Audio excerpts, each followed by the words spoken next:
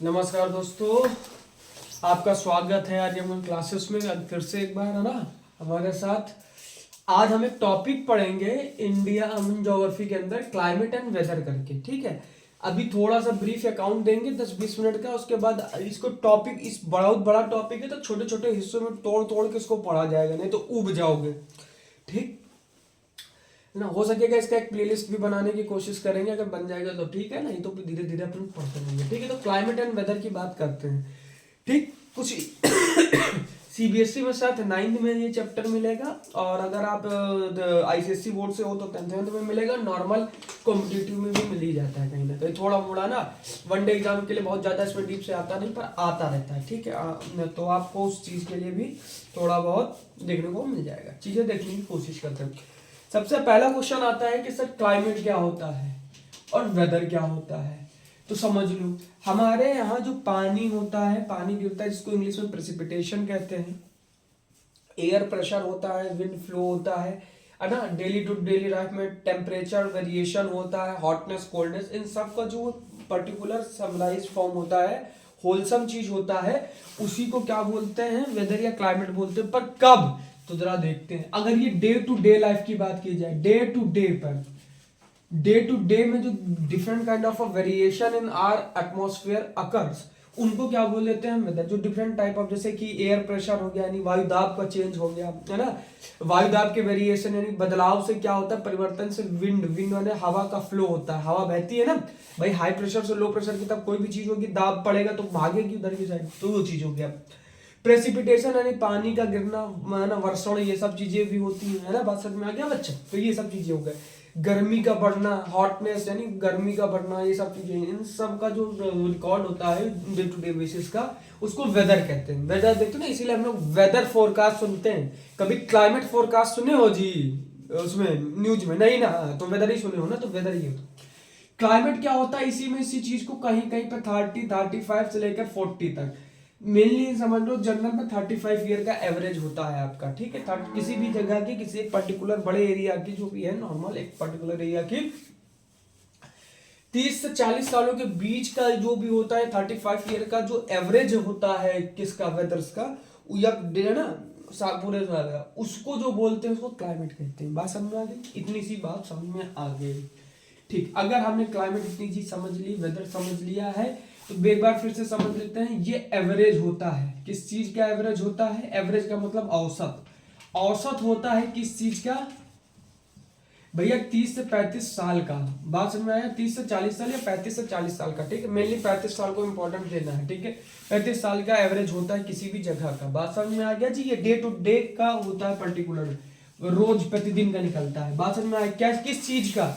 जैसे air pressure, वायुदाब, record है ना, एयर प्रेशर नहीं वायुदाब। ठीक है, वायुदाब।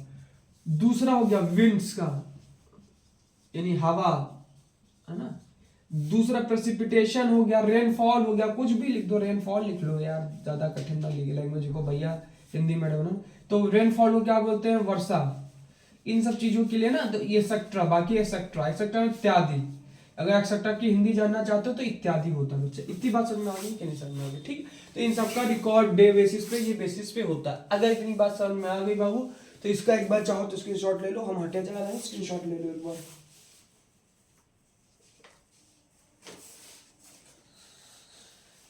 ले लिया। अब हेडिंग डालो, factors which affect the climate of India. ठीक है, एक हेडिंग डालते हैं हम लोग, factors which affect the climate of India. जरा इसको मिटा देते हैं।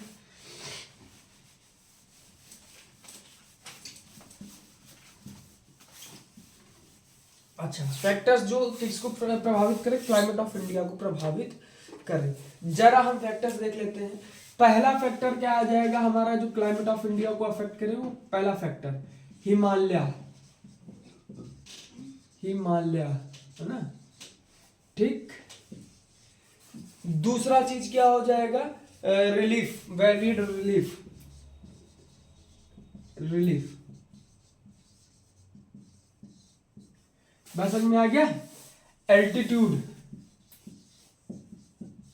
एक एक करके थोड़ा थोड़ा डिस्कस भी करते जाएंगे ना, खाली लिखने का कोई मतलब है नहीं।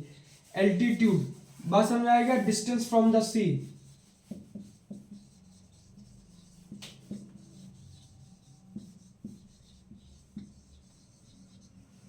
डिस्टेंस फ्रॉम द सी।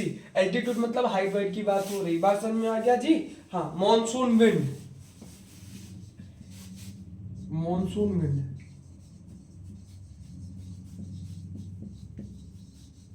पहले 5 समझ लेते हैं, फिर बाकी और इसके बाद भी जैसे जेट स्ट्रीम हो जाएगी, तमाम चीजें उन पर भी बात करेंगे, लीनो लालीना ये सब है ना। सवाल आता है हिमालय कैसे इस चीज को करता है। हिमालय हमारे इंडिया के लिए क्लाइमेटिक बैरियर का काम करता है, डिवाइडर का काम करता है। सवाल आता है क्यों, जरा थोड़ा सा इंडिया का एक मैप देखने की कोशिश करते हैं। जरा सा भैया देखो, हमें इंडिया का मैप बनाना नहीं आता है, तो हम क्षमा चाहेंगे अपने भारतवर्ष को बना नहीं पा रहे हैं। ये हमारा दुर्भाग्य है कि हमको बनाना नहीं आ रहा है। क्या कहा, इतने सुंदर देश को बना नहीं पा रहे हैं, गधे हैं हम एक नंबर के, लेकिन अब क्या कहा जाए, देश है अपना, झेल लेता हमारा देश, यही तो प्यारा देश है ना। अपन इसको थोड़ा सा और चौड़ा करते हैं, क्योंकि चौड़ा होता है ना ऐसा, थोड़ा सा ऐसे ऐसे अपन, ठीक है ना, ऐसे देख लेते हैं, ऐसे करके ये इधर इंडिया निकल जाता है, इधर की तरफ ऐसे चला जाता है। बात समझ में आ गया। थोड़ा ज़्यादा खराब हो गया है, पर ठीक है, इसको ठीक करते हैं थोड़ा सा यार, अपना ऐसे ऐसे बना लेते हैं भैया, सॉरी अगर नहीं समझ पा रहे हो भैया तो माफ कर देना, है ना, थोड़ा सा अपन हार्ट खराब है। इंडिया की बात करते हैं, तो यहाँ से ऐसे करके ना, ऐसे ये करके यहाँ पे 2-3 हिमालय रेंजेस ऐसे एक के बाद एक निकल जाती हैं, ऐसे करके याद आ रहा है, ग्रेटर हिमालय, लेसर हिमालय, शिवालिक करके। तो ये जो हिमालय है इधर साइड में पड़ता है हमारा नॉर्थ पोल। क्या पड़ता है जी, नॉर्थ पोल। ये क्या पड़ता है जी, नॉर्थ पोल। इधर साइड हमारा क्या पड़ता है, नॉर्थ पोल। तो नॉर्थ पोल साइड से जो ठंडी हवाएं आती, नॉर्थ पोल से जो ठंडी हवाएं आती साइबेरिया से ना, पोल साइड से, उन ठंडी हवाओं को क्या कर लेता है, ये रोक लेता है। कहता कहाँ जा रहे हो, ठंडी हवाएं होती हैं इंडिया में, मिलना चाहती होती, इंडिया वालों से मिलना चाहती होती, तभी हिमालय कहता किधर, बोलेंगे उधर जाना है, बोला मेरी लाश पर से जाओ, ये कहता अच्छा ओके हम तुम्हारी लाश पर से ही चले जाएंगे। पर इनको पता नहीं वो हिमालय है, इनके पापा हैं, वो रोक लेते हैं उनको, क्रॉस करते करते इनकी हालत गड़बड़ हो जाती, तो वहीं पर रह जाते हैं। बात समझ में आ रहा है।